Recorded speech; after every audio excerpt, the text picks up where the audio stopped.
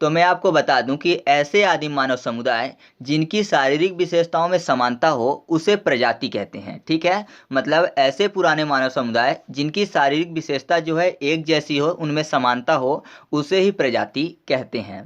भारतीय जनसंख्या को विभिन्न प्रजाति समूहों में विभाजित करने का सर्वप्रथम प्रयास किया था सर हर्बर्ट रिसले ने। तो ये चीज़ भी याद रखिएगा, अगर एग्जाम में आपसे पूछ लिया जाए कि भारतीय जनसंख्या को विभिन्न प्रजाति समूहों में विभाजित करने का प्रथम प्रयास किसने किया था, तो सही जवाब क्या होगा, सर हर्बर्ट रिसले ने किया था। ठीक है, तो ये भी महत्वपूर्ण है आपके लिए।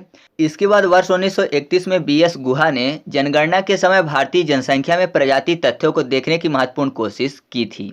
उन्होंने भारतीय जनसंख्या को 6 प्रजाति समूहों में विभाजित किया था, जिनमें पहला है निग्रिटो समूह, ठीक है, दूसरा है प्रोटो ऑस्ट्रेलाइट प्रजाति, तीसरा है भूमध्य सागरीय प्रजाति, चौथा है मंगोलाइट प्रजाति और पांचवा है चौड़े सिर वाली प्रजाति और छठवा है नार्डिक प्रजाति। तो इन 6 प्रजातियों में विभाजित करने का काम किसने किया था, बीएस गुहा ने। कब किया था, वर्ष 1931 में। तो ये चीज़ भी आप याद रखिएगा। अब हम लोग थोड़ा थोड़ा सा इन सभी प्रजातियों के बारे में देख लेते हैं जो कि एग्जाम में अक्सर पूछ लिया जाता है। ठीक है, तो सबसे पहले बात कर लेते हैं निग्रिटो प्रजाति की। इस प्रजाति के जो लोग हैं भारत में मुख्यतः अंडमान द्वीप पर पाए जाते हैं। आपने नाम सुना होगा, जारवा, ओंज, सेंटिलीज, सैम्पेन, ये सभी के सभी निग्रिटो प्रजाति की जनजातियां हैं। ठीक है, साथ ही नीलगिरी पहाड़ियों में भी इस प्रजाति की जनजातियां पाई जाती हैं। इरुला, पुलियान, टोडा, कडार, ये सब इन्हीं प्रजातियों से संबंधित हैं। और अगर बात करें कि इसका मूल स्थान क्या है, तो जो निग्रिटो समूह है इसका मूल स्थान जो है वो है अफ्रीका। ठीक है, इस प्रजाति के जो मूल स्थान है वो क्या है, अफ्रीका महाद्वीप है। तो ये चीज़ भी आप चाहे तो याद रख सकते हैं। इसके बाद हम लोग बात कर लेते हैं प्रोटो ऑस्ट्रेलाइट प्रजाति की। तो मैं आपको बता दूं कि इस प्रजाति का जो उद्गम हुआ है वो ऑस्ट्रेलिया महाद्वीप में हुआ है। ठीक है, मतलब अगर आपसे पूछ लिया जाता है कि प्रोटो ऑस्ट्रेलाइट का मूल स्थान क्या है, तो वो है ऑस्ट्रेलिया। ठीक है, और साथ ही साथ आप एक पॉइंट और याद रखिएगा कि जो प्रोटो ऑस्ट्रेलाइट प्रजाति है इसको सिंधु घाटी सभ्यता का सहायक निर्माता भी कहते हैं। ठीक है, ये चीज़ बहुत ही महत्वपूर्ण है, तो इसको भी याद रखिएगा। और भारत में जो प्रोटो ऑस्ट्रेलाइट प्रजाति की जनजातियां रहती हैं वो कहाँ पर रहती हैं, तो वो रहती हैं दक्षिण भारत और मध्य भारत में। ठीक है, आपने नाम सुना होगा, चेंचू, इरुवा, मुंडा, संथाल, कोल, गोंड, ये सब की सब प्रोटो ऑस्ट्रेलाइट प्रजाति के ही हैं। ठीक है, तो ये चीज़ आप याद रखिएगा प्रोटो ऑस्ट्रेलाइट से संबंधित। इसके बाद हम लोग बात कर लेते हैं भूमध्य सागरीय प्रजाति की। तो जो भूमध्य सागरीय प्रजाति है इसका उद्गम भूमध्य सागर के आसपास वाले क्षेत्रों में हुआ है। ठीक है, साथ ही मैं आपको बता दूं कि इसको सिंधु घाटी सभ्यता का प्रमुख निर्माता भी बोला जाता है। सिंधु घाटी सभ्यता का सहायक निर्माता किसको कहते हैं, तो मैंने आपको पहले ही बता दिया कि प्रोटो ऑस्ट्रेलाइट प्रजाति को सिंधु घाटी सभ्यता का सहायक निर्माता कहते हैं, जबकि प्रमुख निर्माता किसको बोलते हैं, तो भूमध्य सागरीय प्रजाति को बोला जाता है। ठीक है, और उत्तर भारत की जो अधिकांश अनुसूचित जाति है वह भूमध्य सागरीय प्रजाति की ही है। ठीक है, तो याद रखिएगा अनुसूचित जाति की बात हो रही है, ना कि जनजाति की बात हो रही है। तो इसमें जो है उत्तर भारत की अधिकांश अनुसूचित जाति भूमध्य सागरीय प्रजाति की ही है। साथ ही साथ कुछ तमिल तेलुगु के ब्राह्मण और नायर, पंजाब के खत्री और इलाहाबाद के भी कुछ ब्राह्मण जो है वह भूमध्य सागरीय प्रजाति के ही हैं। तो ये चीज़ भी आप चाहें तो साथ में याद रख सकते हैं। इसके बाद हम लोग बात कर लेते हैं मंगोलाइट प्रजाति की। तो जो मंगोलाइट प्रजाति है यह चीन, तिब्बत, मलेशिया और इंडोनेशिया में मुख्य रूप से पाई जाती है। ठीक है, और अगर बात करें कि भारत में यह प्रजाति कहाँ पर पाई जाती है, तो ये पाई जाती है उत्तर पूर्वी राज्यों में एवं उत्तरी सीमा क्षेत्र में। ठीक है, आपने नाम सुना होगा, लद्दाखी, भोटिया, भोक्सा, थारू, जौनसारी, लेपचा, कुकी, खासी, ये सब की सब जो हैं ये मंगोलाइट प्रजाति की ही जनजातियां हैं। तो ये चीज़ आप याद रखिएगा कि मुख्य रूप से इस प्रजाति के जो लोग हैं वह उत्तर पूर्वी राज्यों एवं उत्तरी सीमा क्षेत्र में पाए जाते हैं। ठीक है, तो चलिए आगे बढ़ते हैं। इसके बाद हम लोग बात कर लेते हैं पश्चिम चौड़े सिर वाली प्रजाति की। तो मैं आपको बता दूं कि इस प्रजाति को 3 उपवर्गों में बांटा गया है। पहला है अल्पाइनाइड, दूसरा है डिनोरिक तथा तीसरा है आर्मेनाइड। ठीक है, तो इसके बारे में थोड़ा थोड़ा सा हम लोग जान लेते हैं, बाकी ये चीज़ ज़्यादा महत्वपूर्ण नहीं है। तो जो अल्पाइनाइड है यह आल्पस पर्वत क्षेत्र से भारत आए थे। ठीक है, तो ये चीज़ याद रखिएगा। इस प्रजाति के जो लोग हैं मुख्य रूप से सिंधु प्रदेश, काठियावाड़, महाराष्ट्र, कर्नाटक और पूर्वी उत्तर प्रदेश, साथ ही साथ गंगा के डेल्टा वाले क्षेत्र में पाई जाती हैं। ठीक है, दूसरा है डिनोरिक। तो डिनोरिक जो है यह यूरोप के डिनोरिक पर्वत क्षेत्र से भारत आई थी और ये प्रजाति के जो लोग हैं ये कर्नाटक के कुर्ग में पाए जाते हैं। तो ये चीज़ डिनारिक से संबंधित आप याद रखिएगा।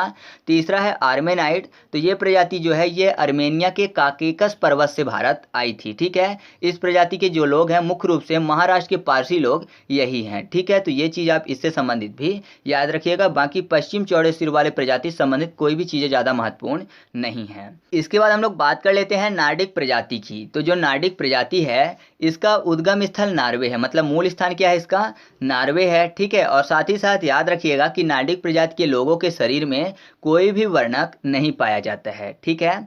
यह जो प्रजाति है मुख्यतः भारत के उत्तरी मैदानों में पाई जाती है। अगर आपको जानना है कि नार्डिक प्रजाति के लोग भारत में कौन से हैं तो याद रखिएगा कि पश्चिमी यूपी की सवर्ण जाति, राजस्थान के सीमा क्षेत्र और कश्मीर सीमा क्षेत्र के गुर्जर जो है ये नार्डिक प्रजाति के ही हैं, ठीक है। तो नार्डिक प्रजाति से संबंधित इन चीज़ों को आप याद रखिएगा।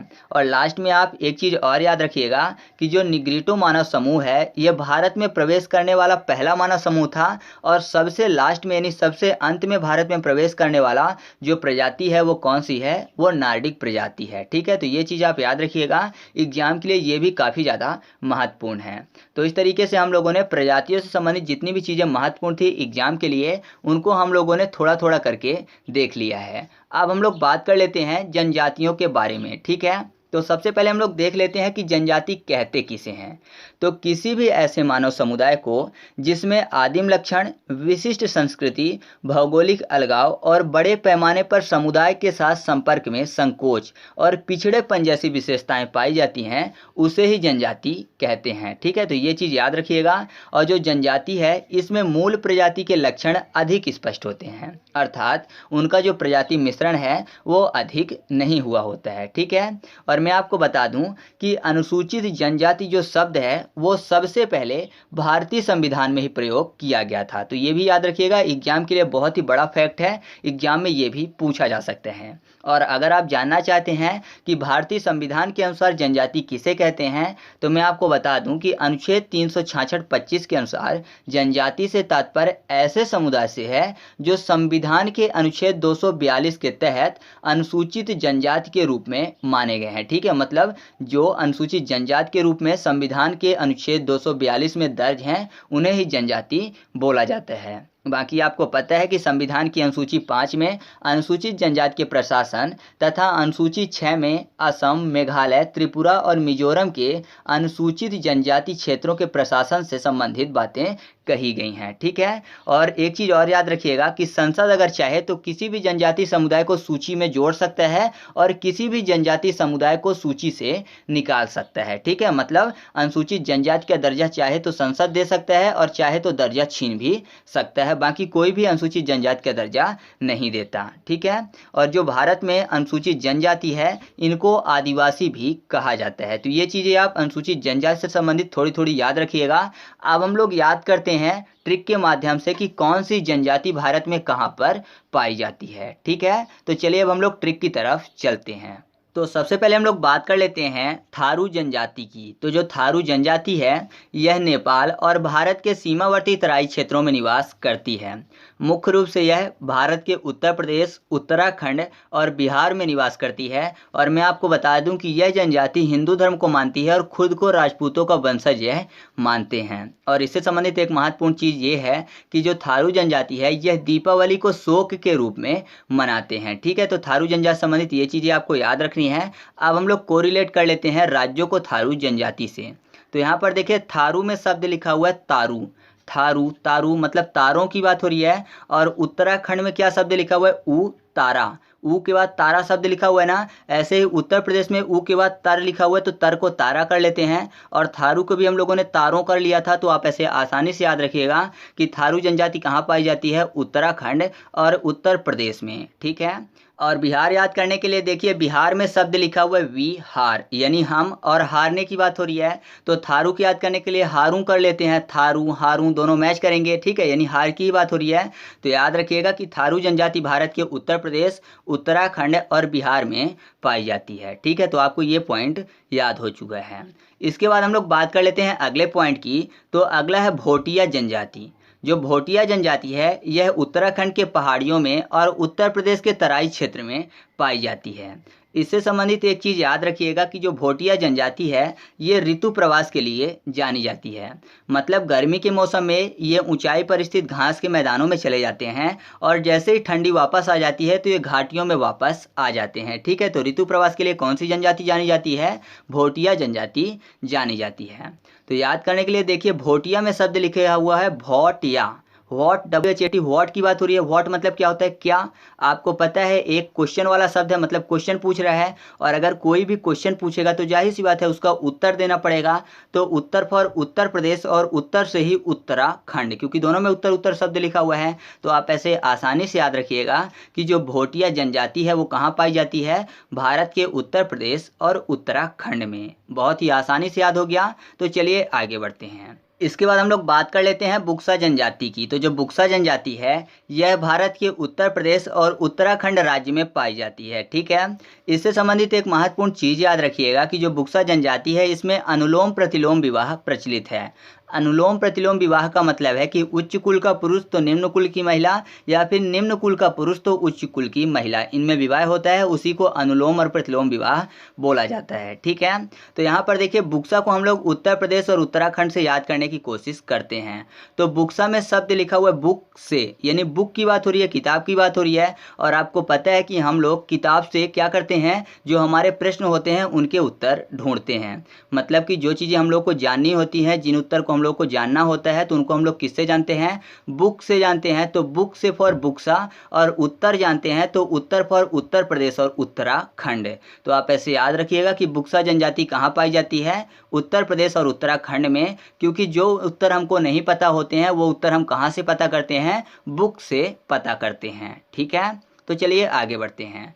इसके बाद हम लोग बात कर लेते हैं जौनसारी जनजाति की। तो जो जौनसारी जनजाति है यह उत्तर प्रदेश और उत्तराखंड में पाई जाती है। ठीक है, साथ ही साथ ये हिमाचल प्रदेश में पाई जाती है। और मैं आपको बता दूं कि जौनसारी जनजाति उत्तराखंड की दूसरी सबसे बड़ी जनजाति है। ठीक है, उत्तराखंड की सबसे बड़ी जनजाति कौन सी है? तो वह है थारू जनजाति। और दूसरी सबसे बड़ी जनजाति कौन सी है? तो वह है जौनसारी जनजाति। और जौनसारी जनजाति से संबंधित आप एक पॉइंट और याद रखिएगा कि इसमें बहुपति प्रथा विवाह प्रचलित है। ठीक है, तो ये चीज आपको याद रखनी है। तो याद करने के लिए यहाँ पर देखिए जौनसारी में शब्द लिखा हुआ है जानकारी। जौनसारी जानकारी, जानकारी मतलब उत्तर से ही संबंधित है ना। मतलब जो प्रश्न हमारे दिमाग में उठ रहे हैं उनकी जानकारी हमको उनके उत्तर से पता चलेगी। तो उत्तर फॉर उत्तर प्रदेश और उत्तराखंड, क्योंकि दोनों में उत्तर उत्तर शब्द लिखे हुए हैं। तो आप ऐसे याद रखिएगा कि जौनसारी जनजाति कहाँ पाई जाती है? उत्तर प्रदेश और उत्तराखंड में। और हिमाचल प्रदेश को याद करने के लिए देखिए हिमाचल में शब्द लिखा हुआ है आंचल। आंचल की बात हो रही है तो आंचल किस में होता है? सारी में होता है। तो सारी फॉर जौनसारी। तो आपको ऐसे याद आ जाएगा कि जौनसारी जनजाति उत्तर प्रदेश, उत्तराखंड और हिमाचल प्रदेश में पाई जाती है। आसान हो गया ना याद करना। तो चलिए आगे बढ़ते हैं। इसके बाद हम लोग बात कर लेते हैं माहे गीर जनजाति की। ठीक है, साथ ही साथ बनरावत जनजाति और गोंड जनजाति ये उत्तर प्रदेश में पाई जाती हैं। ठीक है, गोंड जनजाति और भी राज्यों में पाई जाती हैं। जब हम लोग आगे के राज्यों को देखेंगे तो वहाँ पर हम लोग याद करेंगे। ठीक है, फिलहाल मैं आपको बता दूं कि जो गोंड जनजाति है वो उत्तर प्रदेश की सबसे बड़ी जनजाति भी है। ठीक है, तो यहाँ पर देखिए माहे गीर में शब्द लिखा हुआ है गिर, मतलब गिरने की बात हो रही है। और बनरावत में शब्द लिखा हुआ है बनरा। बनरा मतलब बंदर अर्थात मंकी की बात हो रही है। तो आपको पता है जो मंकी होता है वो पेड़ में चढ़ता है। मतलब ऐसा कह सकते हैं कि वो पेड़ के ऊपर चढ़ता है। ऊपर मतलब अप, यूपी अप होता है ना। तो यूपी फॉर उत्तर प्रदेश भी होता है। और जब बहुत ऊपर तक चढ़ता है तो मान लीजिए कभी गलती से उसका हाथ स्लिप हो जाए तो जाहिर सी बात है कि वो गिर जाएगा। तो गिर फॉर माहे गीर। तो आप ऐसे याद रखिएगा कि माहे गीर जनजाति और बनरावत जनजाति कहाँ पाई जाती है? उत्तर प्रदेश में पाई जाती है। ठीक है, और गोंड जनजाति को याद करने के लिए ऐसा समझिए कि गोंड में शब्द लिखा हुआ है गॉड। गॉड मतलब भगवान की बात हो रही है। और भगवान कहाँ माने जाते हैं कि पाए जाते हैं? ऊपर, मतलब आसमान में ऊपर अर्थात अप, यूपी। ठीक है, तो आप ऐसे आसानी से याद रखिएगा कि गोंड जनजाति कहाँ पाई जाती है? उत्तर प्रदेश में भी पाई जाती है। ठीक है, तो इस तरीके से हम लोगों ने उत्तराखंड और उत्तर प्रदेश की जनजातियों को ट्रिक के माध्यम से याद किया। इसके बाद उत्तर प्रदेश की एक और जनजाति बचती है जो है खरवार जनजाति, जिसको खैरवार जनजाति के नाम से भी जाना जाता है। ठीक है, तो इसकी ट्रिक मैं नहीं बना पाया हूँ। फिलहाल इससे संबंधित आप एक चीज़ और याद रखिएगा कि जो खैरवार जनजाति है इसको कत्था बनाने वाली जनजाति के नाम से भी जाना जाता है। ठीक है, तो इसकी ट्रिक मैं नहीं बना पाया हूँ। आप चाहें तो इसको खुद से भी याद रख सकते हैं। एक ही बचा है उत्तर उत्तर प्रदेश का, बाकी मैंने आपको याद करवा दिए हैं। ठीक है, तो चलिए अब हम लोग अगले राज्यों की तरफ चलते हैं और उनकी भी जनजातियों को ट्रिक के माध्यम से याद करने की कोशिश करते हैं। इसके बाद हम लोग बात कर लेते हैं मध्य प्रदेश की जनजातियों के बारे में। तो मध्य प्रदेश की 4 जनजातियां हैं जिनको आज हम लोग ट्रिक के माध्यम से याद करेंगे। पहला है भील जनजाति, दूसरा है गोंड जनजाति, तीसरा है सहरिया और चौथा है बैगा जनजाति। ठीक है, तो पहले हम लोग ट्रिक के माध्यम से याद करेंगे, फिर जो भी चीज़ें एग्जाम के लिए महत्वपूर्ण होंगी इनसे संबंधित उनके बारे में भी चर्चा करेंगे। तो आपको पता है कि मध्य प्रदेश को शॉर्ट में क्या बोलते हैं? एमपी बोलते हैं। एमपी मतलब मेंबर ऑफ पार्लियामेंट भी होता है, मतलब नेता विधायक की बात हो रही है, एमपी एमएलए की बात हो रही है। तो आपको पता है कि जो एमपी एमएलए लोग होते हैं ये चुनाव के टाइम पे तो जनता के पास आते हैं, लेकिन चुनाव जीतने के बाद ये आम जनता को भूल जाते हैं। तो भूल फॉर भील, तो आप ऐसे याद रखिएगा कि जो भील जनजाति है वो मध्य प्रदेश से संबंधित है। ठीक है, दूसरी है गोंड जनजाति। तो गोंड को याद करने के लिए कर लेते हैं गॉड। गॉड मतलब क्या होता है? भगवान होता है। तो आपको पता है कि ये एमपी एमएलए जो हैं ये चुनाव जीतने के बाद खुद को गॉड समझने लगते हैं, मतलब भगवान समझने लगते हैं, आम जनता की सुनते ही नहीं है। तो आप ऐसे आसानी से याद रखिएगा कि जो गोंड जनजाति है ये भी मध्य प्रदेश से संबंधित है। तीसरा है सहरिया जनजाति और चौथा है बैगा जनजाति। तो बहुत ही आसानी से याद कर सकते हैं एमपी एमएलए से ही जोड़कर। आपको पता है कि चुनाव जीतने के बाद एमपी एमएलए लोग अमीर हो जाते हैं। अमीर कैसे होते हैं? अपने बैग भरते हैं। ठीक है, जो आम जनता होती है उसकी मदद नहीं करते, या फिर ऐसा कहिए कि देश की सेवा ना करके ये खुद की सेवा करते हैं, मतलब अपना बैग भरते हैं। तो बैग फॉर बैगा जनजाति। और जब अमीर हो जाते हैं तो गांव में तो रहते नहीं है, कहाँ चले जाते हैं? शहर चले जाते हैं। तो शहर से सहरिया जनजाति। तो आप ऐसे याद रखिएगा कि मध्य प्रदेश की महत्वपूर्ण जनजातियां कौन कौन सी है? भील, गोंड, सहरिया और बैगा जनजाति। याद हो गया ना आसानी से? अब हम लोग इनके बारे में डिटेल से देख लेते हैं। तो सबसे पहले हम लोग बात कर लेते हैं भील जनजाति के बारे में। तो जो भील जनजाति है यह भारत की सबसे बड़ी जनजाति है। ठीक है, भील जनजाति भारत की सबसे बड़ी जनजाति है। और भारत की दूसरी सबसे बड़ी जनजाति कौन सी है? तो वह है गोंड जनजाति। ठीक है, और यह मध्य प्रदेश की भी सबसे बड़ी जनजाति है। साथ ही याद रखिएगा कि जो भील जनजाति है इसको भारत का बहादुर धनुष पुरुष भी कहा जाता है। ठीक है, और भील जनजाति को कोलेरियन व मुंडारी जनजाति के नाम से भी जाना जाता है। इनका जो पारंपरिक लोक नृत्य है उसको बोला जाता है घूमर। ठीक है, जो घूमर है वो भीलों का पारंपरिक लोक नृत्य है। और मैं आपको बता दूं कि भीलों के जो मकान होते हैं उनको कू कहा जाते हैं। इनकी विशेषता ये होती है कि इनमें कोई भी खिड़कियां नहीं होती हैं, और एक अलग प्रकार का मकान होता है जिनको बोला जाता है टापरा। ठीक है, तो याद रखिएगा टापरा और कू भीलों के मकान को कहा जाता है। ठीक है, और इनके द्वारा वनों को जलाकर की जाने वाली खेती को, जो कि झूम प्रकार की खेती होती है, चिमाता कहते हैं। तो ये चीज़ जो है भीलों से संबंधित बहुत ही ज़्यादा महत्वपूर्ण है, जो कि एग्जाम में पूछी जाती है। तो इन चीज़ों को आप याद रखिएगा। ठीक है, और मैं आपको बता दूं जो भील होते हैं ये गोदना प्रिय होते हैं। ठीक है, और होली के अवसर पर भीलों द्वारा गोल गधेड़ा उत्सव मनाया जाता है। ये मतलब कि इनका बहुत ही महत्वपूर्ण उत्सव होता है। और साथ ही साथ कुछ और पर्व हैं जो कि भीलों द्वारा मनाए जाते हैं, जैसे कि भगोरिया पर्व हो गया, गल पर्व हो गया, यात्रा पर्व हो गया। ये सब के सब पर्व भीलों द्वारा मनाए जाते हैं। ठीक है, तो ये चीज़ें आपको भीलों से संबंधित याद रखनी है। इसके बाद हम लोग बात कर लेते हैं गोंड जनजाति की। तो जो गोंड जनजाति है यह भारत की दूसरी सबसे बड़ी जनजाति है। साथ ही साथ यह मध्य प्रदेश की भी दूसरी सबसे बड़ी जनजाति है। गोंडी, सैला, सुआ और कर्मा इसके महत्वपूर्ण लोक नृत्य हैं। और याद रखिएगा कि जो गोंड जनजाति के लोग हैं ये कभी भी समगोत्री विवाह नहीं करते हैं। ठीक है, और इनमें जो विवाह है सबसे जो श्रेष्ठ माना जाता है वो है दुधवा लौटावा। ठीक है, इसका मतलब ये है कि गोंडों में मामा और बुआ की लड़की में जो विवाह है वो श्रेष्ठ माना जाता है, इसी को बोला जाता है दुधवा लौटावा। ठीक है, तो ये चीज़ याद रखिएगा। और जो गोंडों द्वारा खेती की जाती है उसको बोला जाता है दहिया खेती। तो गोंडों से संबंधित आपको इतनी चीज़ें याद रखनी है। ठीक है, तो चलिए आगे बढ़ते हैं। इसके बाद हम लोग बात कर लेते हैं सहरिया जनजाति की। तो जो सहरिया जनजाति है इससे संबंधित आपको केवल इतनी ही चीज़ें याद रखनी है कि इसमें 2 महत्वपूर्ण लोक नृत्य हैं। पहला है दुलदुल घोड़ी लोक नृत्य और दूसरा है नृत्य रागिनी। ठीक है, तो याद रखिएगा दोनों के दोनों किससे संबंधित हैं? सहरिया जनजाति से संबंधित हैं। ठीक है, इसके बाद बात कर लेते हैं बैगा जनजाति की। तो जो बैगा जनजाति है यह द्रविड़ समुदाय की जनजाति है, प्रोटो ऑस्ट्रेलाइड प्रजाति की। ठीक है, तो ये याद रखिएगा। साथ ही आप याद रखिएगा कि रीना, कर्मा और परधौनी इसके प्रमुख लोक नृत्य हैं। और इनमें एक शहद पीने का पर्व मनाया जाता है जो कि हर 9 वर्ष के बाद मनाते हैं। ठीक है, तो ये चीज़ें बैगा जनजाति से संबंधित हैं। अब मध्य प्रदेश से संबंधित एक और महत्वपूर्ण जनजाति है जिसको पहले हम लोग ट्रिक के माध्यम से देख लेते हैं, वो है कोल जनजाति। ठीक है, कोल जनजाति भी मध्य प्रदेश से संबंधित है। तो याद रखिएगा कि जो MP MLA होते हैं उनके सभी काम कॉल पर ही हो जाते हैं। जाहिर सी बात है, MP MLA जो हैं उनके काम सभी कॉल पर ही होते हैं। तो आपको आसानी से याद हो जाएगा कि जो कोल जनजाति है वो किससे संबंधित है, मध्य प्रदेश से संबंधित है। ठीक है, इसके बाद हम लोग बात कर लेते हैं राजस्थान की महत्वपूर्ण जनजातियों की, जो हैं सहरिया, मंगनियार, गारसिया, मीणा, बंजारा, गोंड, कोली, भील और कालबेलिया। ठीक है, तो ये सब की सब राजस्थान की महत्वपूर्ण जनजातियां हैं जिनको एक एक करके हम लोग ट्रिक के माध्यम से याद करेंगे। बहुत ही आसानी से याद हो जाएगा, बस आप ध्यान से देखिएगा। यहाँ पर देखिए, राजस्थान को शॉर्ट में क्या बोलते हैं, RJ बोलते हैं। RJ से आपको याद आ गया होगा FM रेडियो वाले RJ।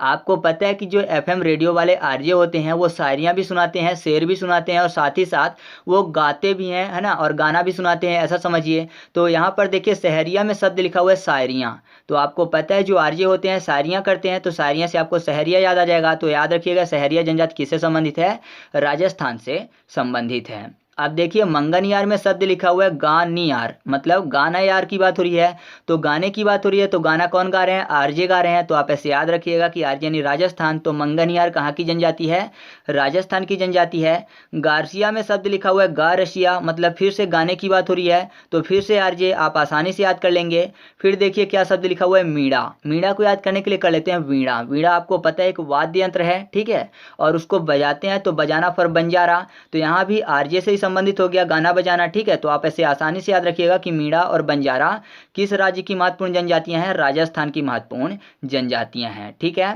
अब इसके बाद गोंड जनजाति है। जो गोंड जनजाति है इसको याद करने के लिए कर लेते हैं गॉड। हमेशा ही गॉड करते हैं, गॉड मतलब भगवान होता है।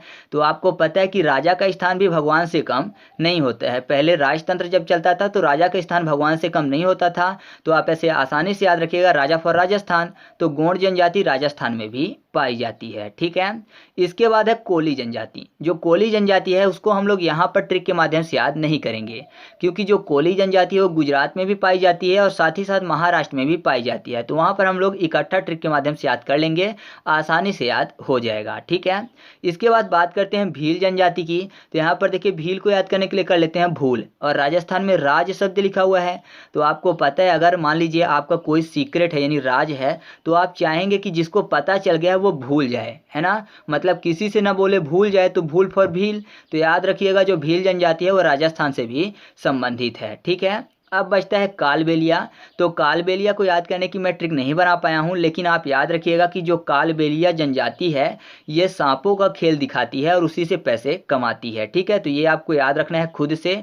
और जो गारसिया है, ये गारसिया जनजाति के लोग नाच गाकर पैसे कमाते हैं। बंजारा से संबंधित याद रखिएगा कि ये अपने आप को राजपूतों का वंशज मानते हैं और ये घुमंतू जनजाति है। ठीक है, इनका मुख्य व्यवसाय पशुचारण है और इनके महत्वपूर्ण नृत्य हैं तलवार और दंडा नृत्य। ठीक है, और महत्वपूर्ण त्योहार है गणगौर, जो कि सावन के मास में होता है। तो ये चीज याद रखिएगा। और लास्ट इससे संबंधित एक और महत्वपूर्ण है, वो ये है कि विश्व में प्रथम कंघी का आविष्कारक किसको बोला जाता है, तो बंजारा जनजाति को बोला जाता है। ठीक है, तो ये चीजें हैं जो कि राजस्थान जनजाति से संबंधित महत्वपूर्ण थी, तो मैंने आपको बता दी। तो चलिए अब हम लोग आगे बढ़ते हैं। इसके बाद हम लोग बात कर लेते हैं झारखंड की महत्वपूर्ण जनजातियों की। तो झारखंड की जो महत्वपूर्ण जनजातियां हैं वो है मुंडा जनजाति, हो जनजाति, बिरहोर जनजाति, संथाल, गोंड और उराव जनजाति। ठीक है, तो हम लोग पहले इनको ट्रिक के माध्यम से याद कर लेते हैं, बाद में इनके बारे में थोड़ा थोड़ा सा डिटेल में देखेंगे। ठीक है, तो सबसे पहले बात कर लेते हैं मुंडा जनजाति की। तो मुंडा में एक शब्द लिखा हुआ है मड। मड मतलब क्या होता है, कीचड़ होता है ना। ऊ की मात्रा को हटा दे अगर माँ से तो मड बचेगा। मड मतलब होता है कीचड़। झारखंड में झरना शब्द आपको मिल जाएगा, और आपको पता है जो झरना होता है वहाँ पर पानी होता है, और जहाँ पानी होगा तो जाहिर सी बात है कि आसपास कीचड़ होगा यानी मड होगा। तो आप ऐसे आसानी से याद रखिएगा कि मुंडा जनजाति कहाँ पाई जाती है, झारखंड में पाई जाती है। ठीक है, इसके बाद बात कर लेते हैं हो जनजाति की। तो बहुत ही आसानी से याद कर सकते हैं, झारखंड में पानी होता है, पानी का फार्मूला क्या होता है, H2O। तो H2O में अगर HO को पढ़ें तो क्या हो जाएगा, हो। तो हो जनजाति आपको आसानी से याद हो जाएगा कि ये झारखंड में पाई जाती है। ठीक है, इसके बाद बात कर लेते हैं बिरहोर जनजाति की। तो बिरहोर जनजाति में एक शब्द लिखा हुआ है बिरह। विरह मतलब क्या होता है, बिछड़ना होता है, ठीक है। और जब बिछड़ते हैं लोग तो रोते हैं, है ना, मतलब आंसू निकलते हैं आंखों से, तो ऐसा कह सकते हैं ना कि आंखों से झरना बहता है, पानी बहता है, ठीक है। तो आप ऐसे याद रखिएगा कि बिरहोर जनजाति कहाँ पाई जाती है, झारखंड में पाई जाती है, ठीक है। और यहाँ पर देखिए आंखों से पानी निकलता है, तो उराव में शब्द लिखा हुआ है उ रोब, मतलब रोने की बात। तो आप ऐसे आसानी से याद रखिएगा कि रोएंगे तो आंखों से पानी निकलेगा झरने जैसे, ठीक है। तो यहाँ पर आपको ये भी याद हो चुका है बिरहोर के साथ उराव जनजाति भी। तो याद रखिएगा मुंडा, हो, बिरहोर और उराव जनजाति कहाँ पाई जाती है, झारखंड में पाई जाती है, ठीक है। अब बचता है संथाल और गोंड जनजाति। तो संथाल में शब्द लिखा हुआ है संथ, याद करने के लिए कर लेते हैं संत, साधु संत की बात हो रही है। और गोंड में शब्द लिखा हुआ है गॉड, गॉड मतलब भगवान। तो आपको पता है संत क्या चाहते हैं, भगवान के दर्शन करना चाहते हैं, है ना, जिससे कि मुक्ति मिल सके। तो आपने देखा होगा जो संत होते हैं वो क्या करते हैं, ज़्यादातर ऐसे स्थान पर पूजा पाठ करते हैं, या फिर ऐसा कहिए कि ऐसे स्थान पर अपनी कुटिया बनाते हैं जहाँ पर पानी का साधन हो।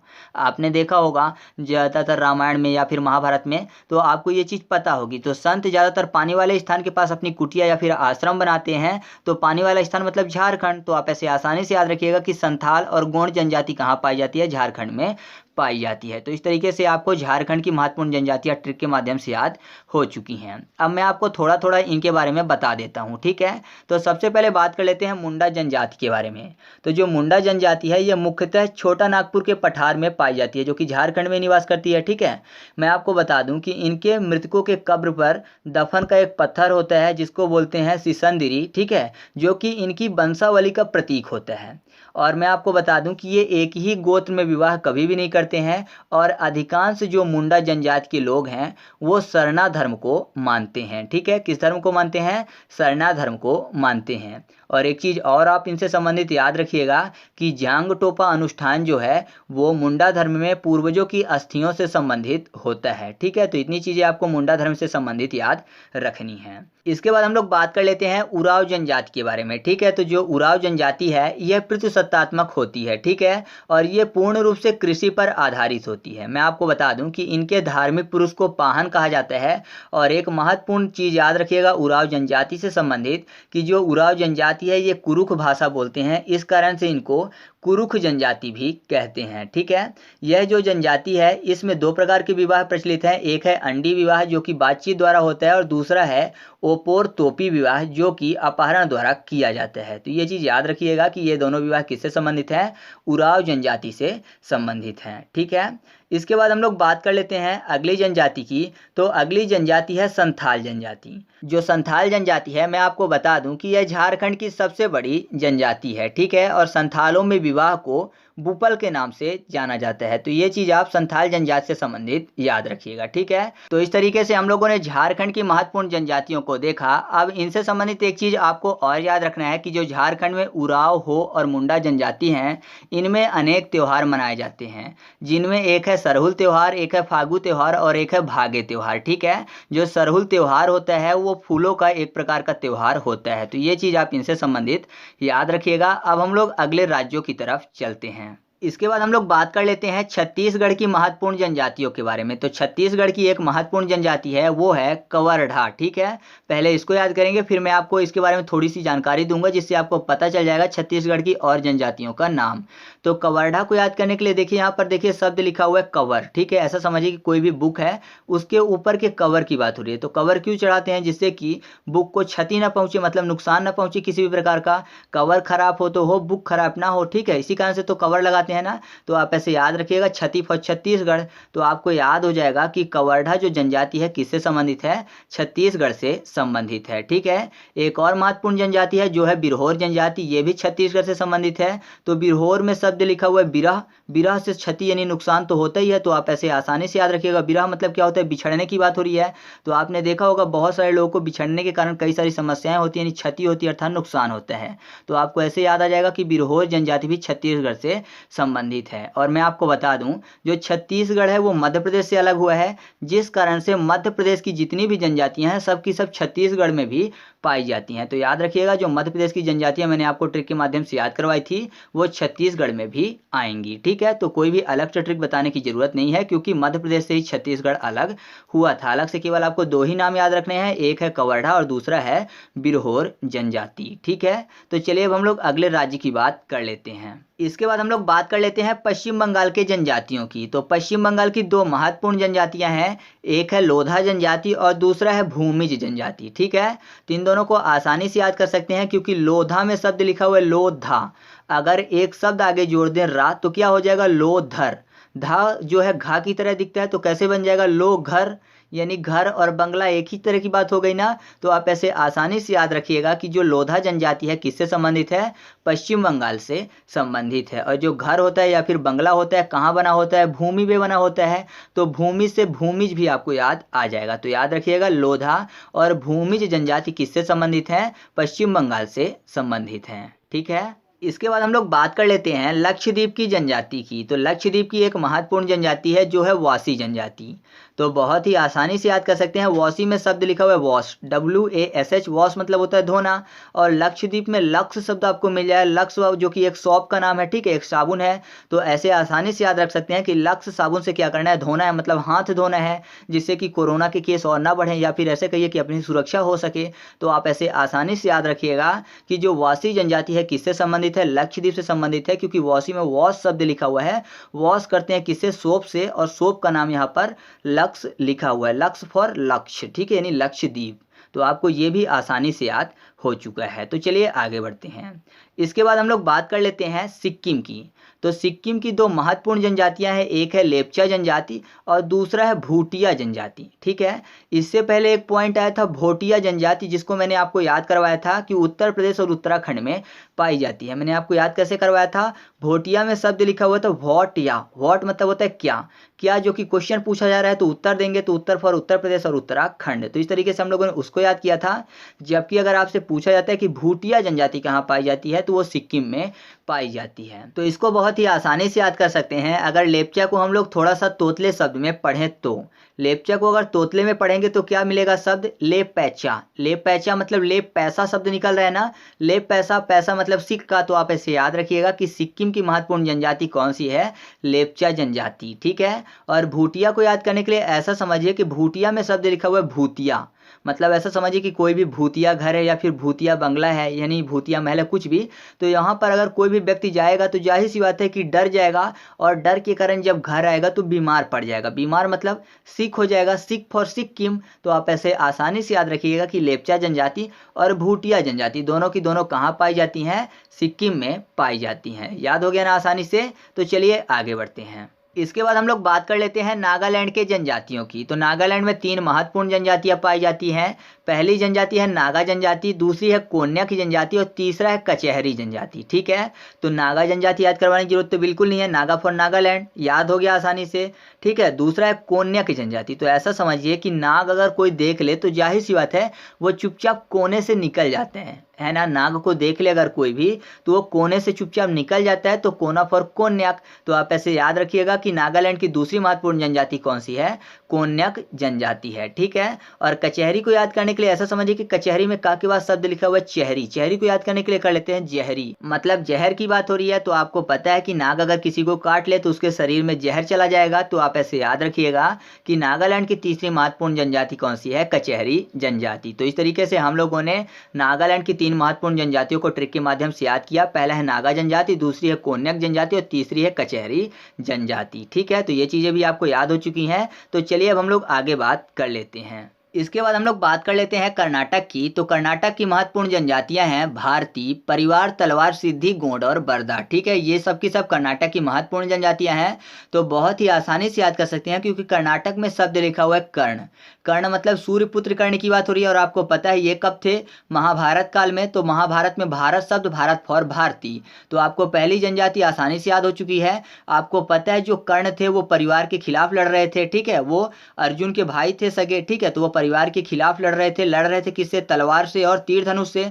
तो तलवार जनजाति भी आपको याद हो चुकी है और परिवार जनजाति भी आपको याद हो चुकी है। और आपको ये भी पता है जो कर्ण थे उनके पास बहुत सारे वरदान थे। ठीक है, और बहुत सारी सिद्धियां थी। सूर्य भगवान से ही उनको बहुत सारी मिली हुई थी, इंद्र भगवान ने भी दी थी ताकत। तो आप ऐसे याद रखिएगा कि बहुत सारे वर थे यानी वरदान थे, वर फॉर वरदा और सिद्धियां फॉर सिद्धि जनजाति, ठीक है। और किससे मिली थी ये सब चीजें? गॉड से यानी भगवान से, तो गॉड फॉर गौड़ जनजाति। तो आपको ये सभी जनजातियां आसानी से याद हो चुकी हैं। तो याद रखिएगा कर्नाटक की महत्वपूर्ण जनजातियां कौन कौन सी है? भारतीय, परिवार, तलवार, सिद्धि, गौड़ और बरदा जनजाति, ठीक है। तो चलिए अब हम लोग आगे की तरफ चलते हैं। इसके बाद हम लोग बात कर लेते हैं मेघालय की। तो मेघालय की महत्वपूर्ण जनजातियां हैं गारो, खासी और जयंती। तो इसके लिए कोई भी ट्रिक बताने की जरूरत नहीं है क्योंकि सभी लोगों को यह पता है। बस आपको इतना याद रखना है कि ये जो जनजातियां हैं ये मात्र मूलक होती हैं, मतलब कि जो वंशावली होती है वो नारी से चलती है। संपत्ति पर अधिकार भी नारी का होता है और साथ ही साथ संतानों पर भी पिता का अधिकार नहीं होता बल्कि माता का अधिकार होता है। तथा परिवार की मुखिया भी महिला ही होती हैं और विवाह में महिला ही बारात लेकर आती हैं। तो ये चीज़ आप याद रखिएगा इससे संबंधित, ठीक है। तो चलिए अब हम लोग आगे बात कर लेते हैं। इसके बाद हम लोग बात कर लेते हैं मिजोरम की। तो मिजोरम की महत्वपूर्ण जनजातियां हैं मिजो, लुसाई, लाखर और पावो। तो मिजो से मिजोरम हो जाएगा, तो इसकी ट्रिक बताने की जरूरत बिल्कुल भी नहीं है। लुसाई में शब्द लिखा हुआ है साईं, तो साईं बाबा का जब नाम लेते हैं तो साईं राम भी बोलते हैं ना, तो साईं राम, राम फॉर मिजोरम और साईं फॉर लुसाई। तो आप ऐसे याद रखिएगा कि लुसाई जो जनजातियां हैं मिजोरम में निवास करती हैं। फिर अगला है लाखर। तो लाखर को याद करने के लिए कर लेते हैं लाखन, मतलब लखन की बात अर्थात लक्ष्मण भगवान की बात। तो राम लक्ष्मण हमेशा बोलते हैं, तो राम फॉर मिजोरम। तो आपको ये भी याद हो चुका है कि लाखर जनजातियां मिजोरम में निवास करती हैं। अब मिजोरम की अंतिम जनजाति बचती है पावो। तो पावो से आपने सुना होगा पायो जी मैंने राम रतन धन पायो, तो पायो फॉर पावो और राम रतन फॉर राम यानी मिजोरम। तो आपको ऐसे याद हो चुका है कि मिजो, लुसाई, लाखर और पावो जो है मिजोरम की जनजातियां हैं, ठीक है। इसके बाद हम लोग बात कर लेते हैं मणिपुर की। तो मणिपुर की महत्वपूर्ण जनजातियां हैं कुकी और मैठी, ठीक है। मैठी को मैकी और मैटी भी बोलते हैं कहीं कहीं, तो याद रखिएगा इस चीज़ को। तो यहाँ पर देखिए कुकी में शब्द लिखा हुआ है कुक, क्या लिखा हुआ है शब्द? कुक, ठीक है, मतलब खाना बनाने वाला। और मणिपुर में शब्द लिखा हुआ है मेडी, ठीक है, मेड की बात हो रही है। तो मेड या फिर कुक सिंपल सा बोल सकते हैं, दोनों के दोनों नौकर से ही संबंधित है। तो आप ऐसे याद रखिएगा कि जो मणिपुर है इसकी महत्वपूर्ण जनजाति कौन सी है? कुकी है। और मैटी को याद करने के लिए मैनी कर लेते हैं, मैटी, मैनी, मैनी फॉर मणिपुर। तो आपको ऐसे आसानी से याद आ जाएगा कि मैटी जो है यानी मैठी जो है वो मणिपुर की जनजाति है, ठीक है। तो ये भी आपको याद हो चुका है। तो चलिए आगे बढ़ते हैं। इसके बाद हम लोग बात कर लेते हैं त्रिपुरा की। तो त्रिपुरा की महत्वपूर्ण जनजातियां हैं लुसाई, रियांग और त्रिपुरी। तो यहाँ पर देखिए त्रिपुरी से तो त्रिपुरा कंफर्म हो गया होगा, और जो लुसाई वाला है तो आपको पता होगा कि जो लुसाई की पहाड़ियाँ हैं वो मिजोरम और त्रिपुरा में दोनों जगह हैं। तो ठीक उसी प्रकार जो लुसाई जनजाति है वो भी मिजोरम के साथ साथ त्रिपुरा में भी पाई जाती है। और अगर आपको ये पॉइंट याद नहीं है तो आप हमारी एक वीडियो देख लीजिएगा जिसका टाइटल है भारत की महत्वपूर्ण पहाड़ियाँ, ठीक है। तो उसमें आपको ये पॉइंट याद हो जाएगा। तो यहाँ पर फिलहाल हम लोग रियांग को याद करेंगे। रियांग में शब्द लिखा हुआ है यांग। यांग को याद करने के लिए कर लेते हैं यज्ञ। यज्ञ की बात हो रही है, यज्ञ भगवान के लिए करते हैं, ठीक है, भगवान जी से प्रसन्न हो जाएं। और यहाँ पर देखिए त्रिपुरा में शब्द लिखा हुआ है त्रिपुरारी। त्रिपुरारी मतलब विष्णु भगवान, शंकर भगवान और ब्रह्मा जी। तो आप ऐसे आसानी से याद रखिएगा कि रियांग कहाँ की जनजाति है? त्रिपुरा की जनजाति है, ठीक है। तो चलिए आगे बढ़ते हैं। इसके बाद हम लोग बात कर लेते हैं पंजाब की। तो पंजाब की महत्वपूर्ण जनजातियां हैं भाटली, मिरांसी और डोगा, ठीक है। तो बहुत ही आसानी से याद कर सकते हैं क्योंकि यहाँ पर भाटली में शब्द लिखा हुआ है वॉट, वॉट मतलब होता है क्या, और ली मतलब कोई किसी से पूछ रहा है कि क्या ली। तो जाहिर सी बात है अगर कोई भी चीज़ लिया हुआ है तो या तो हाथ में लिया रहेगा या फिर जेब में लिया रहेगा। तो हाथ के पंजे में तो पंजा फॉर पंजाब, या फिर जेब, जेब फॉर भी पंजेब हो जाएगा। तो आप ऐसे याद रखिएगा कि भाटली कहाँ की महत्वपूर्ण जनजाति है? पंजाब की महत्वपूर्ण जनजाति है, ठीक है। इसके बाद मिरांसी को याद करते हैं। तो मिरांसी में शब्द लिखा हुआ है राशि। राशि जो कि किस्मत से संबंधित है, आपको पता ही होगा, जैसे कि कर्क राशि हो गई, मकर राशि हो गई, कन्या राशि हो गई, वृश्चिक राशि हो गई। ये सब राशियां जो कि किस्मत से संबंधित है और किस्मत की लकीरें हाथ के पंजे में होती हैं बोला जाता है ना, तो पंजा फॉर पंजाब। तो आप ऐसे याद रखिएगा कि मिरांसी जनजाति कहाँ पाई जाती है? पंजाब में पाई जाती है, ठीक है। इसके बाद बचता है डोगा जनजाति। तो डोगा में शब्द लिखा हुआ है डॉग। डॉग यानी कुत्ते की बात हो रही है। और आपको पता है जो कुत्ते होते हैं अगर उनके सामने हाथ कर दिया जाए तो अपना पंजा ऊपर कर देते हैं, मतलब हाथ में रख देते हैं। अगर आपने कभी डॉग पाला है तो आपको ये चीज़ पता होगी, ठीक है। मतलब डॉग का जो रिलेशन पंजे से होता है बहुत ही अच्छा होता है। तो आप आसानी से याद रखिएगा कि पंजा फॉर पंजाब और डॉग से डोगा। तो डोगा जनजाति, मिरांसी जनजाति और भाटली जनजाति कहाँ की महत्वपूर्ण जनजातियाँ हैं? पंजाब की महत्वपूर्ण जनजातियाँ हैं, ठीक है। इसके बाद हम लोग बात कर लेते हैं हरियाणा की। तो जो हरियाणा है वहाँ की महत्वपूर्ण जनजाति है बंजारा और शेरगिर। तो बहुत ही आसानी से याद कर सकते हैं, बंजारा में बंजर शब्द लिखा हुआ है और हरियाणा में हरी मतलब हरी भूमि की बात हो रही है, हरा भरा खेत। तो आप ऐसे याद रखिएगा कि जो हरियाणा है वहाँ की महत्वपूर्ण जनजाति में से एक कौन सी है, बंजारा है, ठीक है। और शेरगिर आसानी से याद कर सकते हैं क्योंकि शेर का पर्यायवाची हरी ही होता है, ठीक है। शेर का अगर आप पर्यायवाची देखेंगे तो उसके पर्यायवाची में हरी शब्द भी आपको मिल जाएगा, तो हरी फॉर हरियाणा। तो आप ऐसे याद रखिएगा कि बंजारा और शेरगिर हरियाणा की जनजातियां हैं, ठीक है। तो ये चीज़ें भी आपको आसानी से याद हो चुकी हैं। इसके बाद हम लोग बात कर लेते हैं लद्दाख की। तो लद्दाख की दो महत्वपूर्ण जनजातियां हैं, एक तो लद्दाखी है, तो आसानी से क्लियर हो जाएगा लद्दाख और लद्दाखी, और दूसरी जनजाति है चांगपा, ठीक है। तो चांगपा को याद करते हैं हम लोग ट्रिक से। तो चांगपा में शब्द लिखा हुआ है चांग, चांग को याद करने के लिए कर लेते हैं चांद, ठीक है। चांद शब्द और चांद को देखते हैं, है ना, मतलब चांद जो होता है अच्छा लगता है या फिर ऐसा कहिए कि खूबसूरत होता है, तो हर कोई चांद को देखता है। तो लद्दाख में शब्द लिखा हुआ है लादाख, यानी देख की बात हो रही है यहाँ भी। तो आप ऐसे आसानी से याद रखिएगा कि जो चांगपा जनजाति है कहाँ की है, लद्दाख की है, ठीक है। और चांगपा जनजाति से संबंधित आप एक चीज़ याद रखिएगा कि जो इस जनजाति के लोग होते हैं वो अच्छी किस्म के ऊन देने वाली पश्मीना बकरे और बकरियों का पालन करते हैं, ठीक है। तो आप इस जनजाति से संबंधित ये चीज़ भी याद रखिएगा, ठीक है। तो चलिए अब हम लोग आगे बात कर लेते हैं। इसके बाद हम लोग बात कर लेते हैं जम्मू कश्मीर की। तो जम्मू कश्मीर की महत्वपूर्ण जनजातियां हैं गद्दी, बक्करवाल और गुज्जर, ठीक है। तो बहुत ही आसानी से याद कर सकते हैं, यहाँ पर गुज्जर शब्द लिखा हुआ है। आपने गुज्जर से गुज्जर डाकू का नाम सुना होगा जो कि दहशत ही फैलाता था, और आपको पता है जम्मू कश्मीर में भी जो आतंकवादी हैं वो आकर दहशत ही फैलाते हैं। तो आप ऐसे आसानी से याद रखिएगा कि जो गुज्जर जनजाति है कहाँ की महत्वपूर्ण जनजाति है, जम्मू कश्मीर की, ठीक है।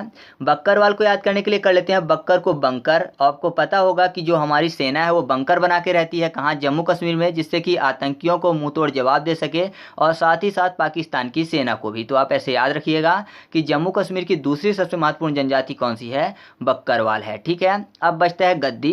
तो गद्दी में शब्द लिखा हुआ है गद्दा, ठीक है। तो गद्दा आप ऐसा समझिए कि ठंड का मौसम चल रहा है, जम्मू कश्मीर में हमेशा ठंडी होती है, तो वहाँ पर गद्दा और रजाई का काम पड़ता है जिससे कि ठंड से बचा जा सके। तो गद्दा से आपको गद्दी याद आ जाएगा। तो आसानी से याद रखिएगा कि जम्मू कश्मीर की महत्वपूर्ण जनजातियां हैं, एक है गद्दी, दूसरा है बक्करवाल और तीसरा है गुज्जर, ठीक है। तो ये चीज़ें आपको आसानी से याद हो चुकी हैं, अब आपको कभी भी नहीं भूलेंगी। इसके बाद हम लोग बात कर लेते हैं हिमाचल प्रदेश की। तो हिमाचल प्रदेश की सबसे महत्वपूर्ण जनजाति है गद्दी जनजाति और दूसरी है लाहौली जनजाति, ठीक है। तो फिर से यहाँ पर गद्दी शब्द लिखा हुआ है, हिमाचल में हिम का आंचल मतलब बर्फ का आंचल। अब बर्फ है तो जाहिर सी बात है ठंड होगी, जैसे जम्मू कश्मीर में ठंड पड़ती है, तो ठंड होगी तो गद्दे और रजाई की जरूरत पड़ेगी। तो आप ऐसे सिंपल से याद रखिएगा कि गद्दी हिमाचल प्रदेश की भी महत्वपूर्ण जनजाति है। इसके बाद लाहौली में शब्द लिखा हुआ है होली। होली में रंग खेलते हैं और रंग कपड़ों में भी लग जाता है। तो यहाँ पर देखिए हिमाचल में शब्द लिखा हुआ है आंचल। तो आंचल मतलब साड़ी में होता है, तो साड़ी के आंचल में रंग लग सकता है होली का।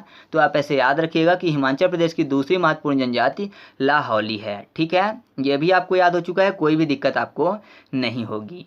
इसके बाद हम लोग बात कर लेते हैं अगले राज्य की। तो अगला है असम। इसकी महत्वपूर्ण जनजाति है अहोम, बोडो, राभा और दिमारा, ठीक है। ये सब की सब असम की महत्वपूर्ण जनजातियां हैं। तो इनको अब हम लोग एक एक करके ट्रिक के माध्यम से याद कर लेते हैं। तो सबसे पहले हम लोग बात कर लेते हैं दिमारा की। तो दिमारा में शब्द लिखा हुआ है दिन मरा, मतलब दिन खत्म हो चुका है। अब दिन खत्म हो जाता है तो जाहिर सी बात है आ जाती है शाम, है ना। जैसे दिन मर जाता है यानी दिन खत्म हो जाता है तो आ जाती है शाम, आ शाम फॉर असम। तो आप ऐसे याद रखिएगा कि दिमारा जनजाति जो है असम में निवास करती है। इसके बाद बात कर लेते हैं राभा की। तो राभा को याद करने के लिए कर लेते हैं नाभा। नभ, नभ मतलब आसमान होता है, आसमान फॉर असम आपको याद आ जाएगा। तो याद रखिएगा राभा भी असम में निवास करती है। इसके बाद है बोडो। बोडो में शब्द लिखा हुआ है बड़ों, यानी बड़ों की बात हो रही है। तो ऐसा समझिए कि अगर बड़ों की बात हो रही है तो शायद छोटों की भी बात हो, या छोटा है या फिर बड़ा है, तो जाहिर सी बात है असमान है। अगर समान होता कब, जब एक बराबर होता, मतलब एक ही एज का होता, लेकिन यहाँ पर बोला जा रहा है कि बड़ा है तो जाहिर सी बात है असमान है। तो असमान फॉर असम। तो याद रखिएगा बोडो भी असम में निवास करती है। इसके बाद अहोम बचा हुआ है। तो अहोम में आ के बाद जो हो लिखा हुआ है उसको हटा के सा कर दें तो असम आसानी से हो जाएगा। तो आपको ऐसे याद हो चुका है कि अहोम, बोडो, राभा और दिमारा जो है ये असम की महत्वपूर्ण जनजातियाँ हैं, ठीक है। तो अब आपको ये कभी नहीं भूलेंगे। अगर आपको इसकी PDF चाहिए तो मैं आपको बता दूं कि आप हमारे टेलीग्राम ग्रुप को ज्वाइन कर लीजिएगा, जिसका नाम है ट्रिक पॉइंट। आप सर्च करेंगे टेलीग्राम में तो आपको हमारा टेलीग्राम ग्रुप मिल जाएगा, आप वहां से इस PDF को भी प्राप्त कर सकते हैं। ठीक है, तो चलिए अब हम लोग आगे वाले राज्यों को ट्रिक के माध्यम से याद करते हैं। इसके बाद हम लोग बात कर लेते हैं गोवा की। तो गोवा की महत्वपूर्ण जनजातियां हैं वर्ली, गावड़ा और सिद्धि। तो यहाँ पर गोवा को याद करने के लिए हमेशा की तरह मैं कर लेता हूँ गो वन, यानी वन को जाने की बात हो रही है। आपने देखा होगा कि गौतम बुद्ध हो गए, महावीर स्वामी हो गए, जैसे ही ये वन को चले गए वहाँ पर तपस्या की, इसके बाद इनको वरदान प्राप्त हुआ, या फिर ऐसा कहिए कि बहुत सारी सिद्धियाँ प्राप्त हुई और ज्ञान प्राप्त हुआ। ठीक है, तो वरदान में वर शब्द लिखा हुआ है, वर मतलब वर्ली की बात हो रही है। ठीक है, वरदान को वर भी बोलते हैं ना, तो वर फॉर वर्ली हो गया। और बहुत सारी सिद्धियां प्राप्त हुई, तो सिद्धि जनजाति आपको याद हो चुका है। और गावड़ा में देखिए गांव शब्द लिखा हुआ है, गांव को कर लेते हैं गोवा, ओ की मात्रा बस लगाना पड़ेगा। तो आप सिंपल से याद रखिएगा कि गोवा की महत्वपूर्ण जनजातियां कौन सी हैं, वर्ली है, गावड़ा है और सिद्धि है। ठीक है, तो ये भी आपको याद हो चुके हैं। तो चलिए आगे बढ़ते हैं। इसके बाद हम लोग बात कर लेते हैं अंडमान निकोबार द्वीप समूह की। तो यहाँ की महत्वपूर्ण जनजातियाँ हैं जारवा, ओंग, सेंटीली, सैम्पेन, जरना और अंडमानी और निकोबारी। ठीक है, ये सब की सब अंडमान निकोबार की महत्वपूर्ण जनजातियां हैं। मैं आपको बता दूं कि जो जारवा है वह भारत की सबसे पुरानी जनजाति है। वर्तमान में इनकी संख्या बहुत ही कम हो गई है और ये निवास कहाँ पे करती हैं, तो अंडमान निकोबार द्वीप समूह पर निवास करती हैं। तो बहुत ही आसानी से याद कर सकते हैं इन सभी जनजातियों को। अंडमान निकोबार में एक शब्द लिखा हुआ है अंडा, अंडा जिसको क्या बोलते हैं, एग। एग में आपको शब्द मिल जाएगा आग। ठीक है, आग शब्द से हम सबको याद कर लेंगे। यहाँ पर देखिए जारवा में शब्द लिखा हुआ है जार, मतलब जराने की बात हो रही है, तो जाहिर सी बात है आग से सभी चीज़ें जर ही जाती हैं। ठीक है, जल जाती हैं, जिसको नॉर्मल सी भाषा में अगर बोलें तो जरना बोलेंगे, तो जर जाती है, तो जरना फॉर जारवा। तो आपको एक याद हो चुका है। फिर देखिए ओंग में आपको आग शब्द मिल जाएगा, ओंग को ओंज भी बोलते हैं। ठीक है, ये भी याद रखिएगा। तो ओंग में भी आपको आग शब्द मिल जाएगा, तो आसानी से याद हो चुका है कि ओंग जो जनजाति है वो कहाँ पर निवास करती है, अंडमान निकोबार पर। फिर है सेंटीली जनजाति, तो सेंटीली में शब्द लिखा हुआ है तीली, माचिस की तीली, ये भी आग लगाने के काम में आती है। तो आपको ये भी याद हो चुका है कि ये भी अंडमान निकोबार द्वीप समूह में पाई जाती है। फिर है सैम्पियन जनजाति। ठीक है, इसको बाद में याद करते हैं, पहले जरना को देख लेते हैं। तो जरना में फिर से वही जरने की बात हो रही है, तो आग से ही जरेंगे, तो ये भी आपको याद हो चुका है। अब बचता है सैम्पियन जनजाति। तो सैम्पियन में एक शब्द लिखा हुआ है शैम्पू। आपने देखा होगा ज़्यादातर गर्ल्स क्या करती हैं कि जो उनके हेयर होते हैं वो उसमें अंडे का शैम्पू करती हैं, जिससे कि हेयर जो है अच्छे रहें। ठीक है, ज़्यादातर फायदेमंद भी होता है अंडे का शैम्पू करना बालों पर। तो आप ऐसे आसानी से याद रखिएगा कि शैम्पू फॉर सैम्पियन और अंडा फॉर अंडमान निकोबार। तो आपको याद हो चुका है कि अंडमान निकोबार की महत्वपूर्ण जनजातियाँ कौन कौन सी हैं, जारवा है, ओंग है, सेंटीली है, सैम्पियन है और जरना है। ठीक है, और साथ ही साथ अंडमानी और निकोबारी भी है। तो ये चीज़ें आपको आसानी से याद हो चुकी हैं। तो चलिए आगे बढ़ते हैं। इसके बाद हम लोग बात कर लेते हैं केरल की। तो केरल की महत्वपूर्ण जनजातियां हैं कादर, उराली, मोपला, इरूला और पनियान। ठीक है, तो ये सब की सब केरल की महत्वपूर्ण जनजातियां हैं। इनको बहुत ही आसानी से याद कर सकते हैं अगर केरल में हमको एक शब्द मिल जाए करेला। ठीक है, आपको पता है करेला बहुत ही कड़वा होता है, तो बच्चों को लगता है डर, किससे, करेले से, है ना। बच्चों को करेले से लगता है डर, तो डर फॉर कादर। ठीक है, यानी किसका डर, करेले का डर, तो कादर फॉर कादर। तो आप ऐसे याद रखिएगा कि कादर जनजाति कहां पर पाई जाती है, केरल में पाई जाती है। और यहां पर देखिए उराली में शब्द लिखा हुआ है उरोली, मतलब रोने की बात। और मोपला में शब्द लिखा हुआ है मोप पिला, यानी पिलाने की बात। और इरूला में ई रूला, फिर से रोने की बात। और पनियान में पानी की बात। तो ऐसा समझिए कि जो केरला है उसमें करेला शब्द हमको मिल चुका है, तो अगर बच्चों को डर लगता है फिर भी उनको खिला दिया जाए तो वो रोने लगते हैं। ठीक है, तो उरोली, ई रूला आपको दोनों याद हो चुके हैं। तो रोने लगते हैं, बाद में क्या करते हैं, कड़वा लगने के कारण वो पानी पीते हैं। तो पानी फॉर पनियान और मो पिला फॉर पिलाने की बात। तो यहाँ पर पानी पिलाने की बात हो रही है। तो आप ऐसे याद रखिएगा कि केरल की महत्वपूर्ण जनजातियाँ कौन सी हैं, कादर, उराली, मोपला, इरूला और पनियान है। ठीक है, तो ये चीज़ आपको आसानी से याद हो चुकी हैं। इसके बाद हम लोग बात कर लेते हैं अरुणाचल प्रदेश की। तो अरुणाचल प्रदेश की महत्वपूर्ण जनजातियां हैं डफलामिरी, अबोर, मिश्मी। ठीक है, मुझे तो ऐसे ही याद है डफलामिरी, अबोर, मिश्मी। अगर आप 2 से 4 बार बोलें शायद आपको भी याद हो जाए, फिर भी नहीं याद होता है तो मैं आपको ट्रिक बता देता हूँ। सबसे पहले हम लोग याद करते हैं अबोर को। अबोर में शब्द लिखा हुआ है आ भोर। आपको पता है अरुणाचल प्रदेश भारत का सबसे पूर्वी राज्य है, तो सबसे पहले भोर यहीं पर आता है। तो आप ऐसे याद रखिएगा कि अबोर जनजाति कहाँ पर निवास करती है, अरुणाचल प्रदेश पर। ठीक है, बाकी तीनों को याद करने के लिए अरुणाचल प्रदेश में शब्द लिखा हुआ है अरुणचल, मतलब रोज चल की बात, मतलब रोने की बात मिल रही है अरुणाचल प्रदेश में। केवल इतना ही अगर आपको मिल जाए तो आप आसानी से तीनों नामों को याद रख सकते हैं। ठीक है, तो यहाँ पर देखिए डफला में शब्द लिखा हुआ है दफना, यानी दफना देने की बात हो रही है। और मिरी में मरी शब्द और मिसमी में मिस शब्द। तो जाहिर सी बात है अगर कोई मर जाता है और उसको दफना दिया जाता है तो उसके जो सगे संबंधी होते हैं वो उसको मिस करके रोते हैं। तो आप ऐसे याद रखिएगा कि अरुणाचल प्रदेश की महत्वपूर्ण जनजातियां कौन कौन सी हैं, डफला, मिरी, अबोर, मिसमी हैं। ठीक है, तो ये चीज़ आपको याद हो चुका है। तो चलिए आगे बढ़ते हैं। इसके बाद हम लोग बात कर लेते हैं आंध्र प्रदेश की। तो आंध्र प्रदेश की महत्वपूर्ण जनजाति है चेंचू, कामरा और भगत। ठीक है, तो इनको हम लोग ट्रिक के माध्यम से आसानी से याद करते हैं। चेंचू में शब्द लिखा हुआ है चोंच, और आंध्र प्रदेश में अंधा शब्द लिखा हुआ है। तो ऐसा समझिए कोई चोंच वाला पक्षी है, अगर अपनी चोंच किसी के आंख में मार दे तो जाहिर सी बात है अंधा हो जाएगा। ज़्यादातर जो मोर पक्षी होता है वो आंखों में ही प्रहार करता है सबसे पहले। ठीक है, आंखों में हमला करता है, तो आंखों में अगर चोंच मार देगा तो अंधा हो जाएगा सामने वाला व्यक्ति। तो आप ऐसे याद रखिएगा कि जो आंध्र प्रदेश है उसकी महत्वपूर्ण जनजाति कौन सी है, चेंचू है। दूसरी जनजाति है कामरा। तो कामरा में शब्द लिखा हुआ है कैमरा। आपको पता है कैमरा भी एक प्रकार की आंख की तरह ही काम करता है ना, जितना हम लोग आंख से देखते हैं तो कैमरा से भी तो देखते ही हैं। तो आप ऐसे याद रखिएगा कि आंख का काम कैमरा भी करता है, कैमरा फॉर कामरा, और आंख इसके नहीं होती तो अंधा होता है, अंधा फॉर आंध्र प्रदेश। तो आपको ऐसे याद हो चुका है कि कामरा जनजाति कहाँ पर निवास करती है, आंध्र प्रदेश पर। ठीक है, फिर है भगत जनजाति। तो भगत से आपने एक शब्द सुना होगा अंध भगत, यानी अंधभक्त की बात हो रही है। तो अंध फॉर आंध्र प्रदेश। तो आप ऐसे याद रखिएगा कि भगत जनजाति कहाँ पर निवास करती है, आंध्र प्रदेश पर। तो आपको ऐसे आसानी से याद हो चुका है कि आंध्र प्रदेश की महत्वपूर्ण जनजातियाँ कौन कौन सी हैं, चेंचू, कामरा और भगत हैं। ठीक है, इसके बाद हम लोग बात कर लेते हैं उड़ीसा की। तो उड़ीसा की महत्वपूर्ण जनजाति है चेंचू और खरिया।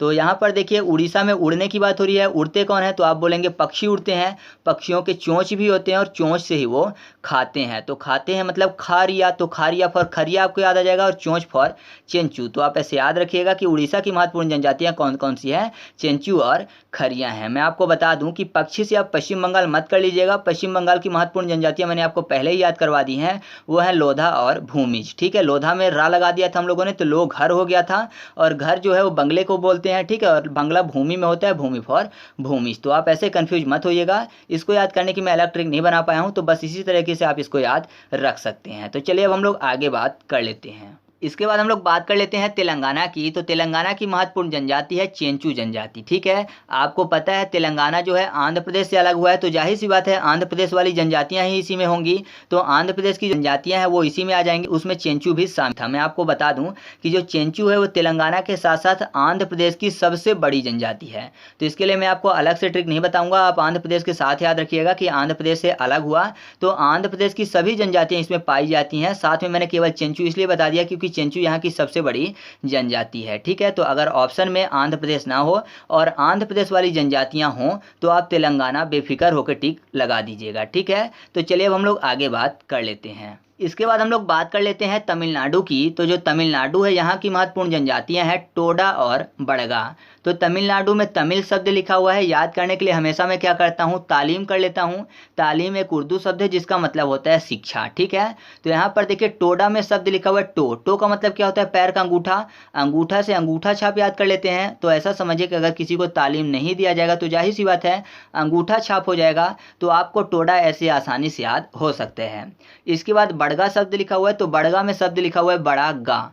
तो ऐसा नहीं लग रहा है जैसे छोटे बच्चों को पढ़ाया जा रहा हो हिंदी कि बोलो छोटा गा, बड़ा गा, छोटी गी, बड़ी गी, ये सब। तो बड़ा गा मतलब तालीम देने की बात हो रही है, तो तालीम फॉर तमिलनाडु। तो आप ऐसे याद रखिएगा कि टोडा और बड़गा कहाँ की महत्वपूर्ण जनजातियाँ हैं, तमिलनाडु की जनजातियाँ हैं। याद हो गया ना, आगे बढ़ते हैं। इसके बाद हम लोग बात कर लेते हैं बिहार की। तो बिहार की दो महत्वपूर्ण जनजातियां हैं जिनमें पहला मैंने आपको पहले ही याद करवा दिया है, वो है थारू जनजाति, और दूसरी जनजाति हम लोग को याद करना है असुर जनजाति। ठीक है, तो पहले को याद किया हुआ है, दूसरे में देखिए असुर की बात हो रही है, मतलब राक्षसों की बात हो रही है। तो आप ऐसा कह सकते हैं ना कि जो राक्षस यानी जो असुर हैं, चाहे वह कितना भी शक्तिशाली हो लेकिन सत्य के सामने हमेशा वह हार ही जाता है। तो हार फॉर बिहार। तो आप ऐसे याद रखिएगा कि असुर जनजाति कहाँ पर पाई जाती है, बिहार में पाई जाती है। जाती है। ठीक है, साथ ही साथ ये झारखंड में भी निवास करती है, मैं आपको वहाँ पर बताना भूल गया था। तो झारखंड में झाड़ी शब्द लिखा हुआ है और आपने रामायण और महाभारत में देखा होगा कि असुर झाड़ियों में छिपे रहते थे और बाद में आक्रमण कर देते थे। तो आप ऐसे आसानी से याद रखिएगा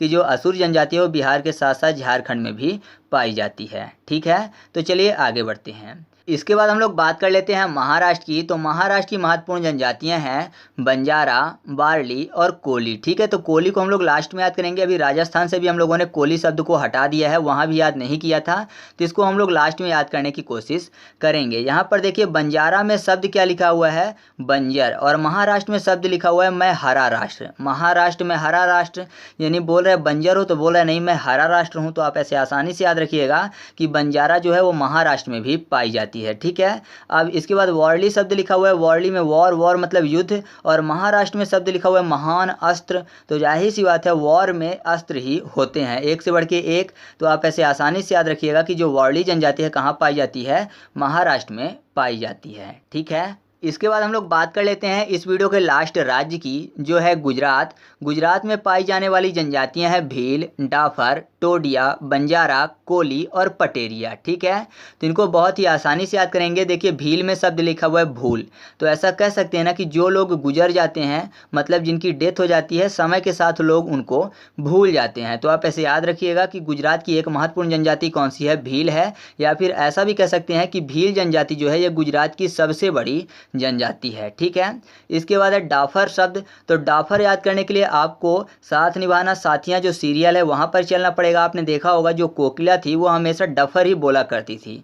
तो आपको पता है कोकिला कहाँ से थी, गुजरात से थी। तो आप ऐसे आसानी से याद रखिएगा कि जो डाफर जनजाति है कहाँ से संबंधित है, गुजरात से संबंधित है। इसके बाद है टोडिया। तो टोडिया को याद करने के लिए कर लेते हैं डांडिया, टोडिया, डांडिया मिलता जुलता है और डांडिया गुजरात से ही संबंधित है, तो ये भी आपको आसानी से याद हो चुका है।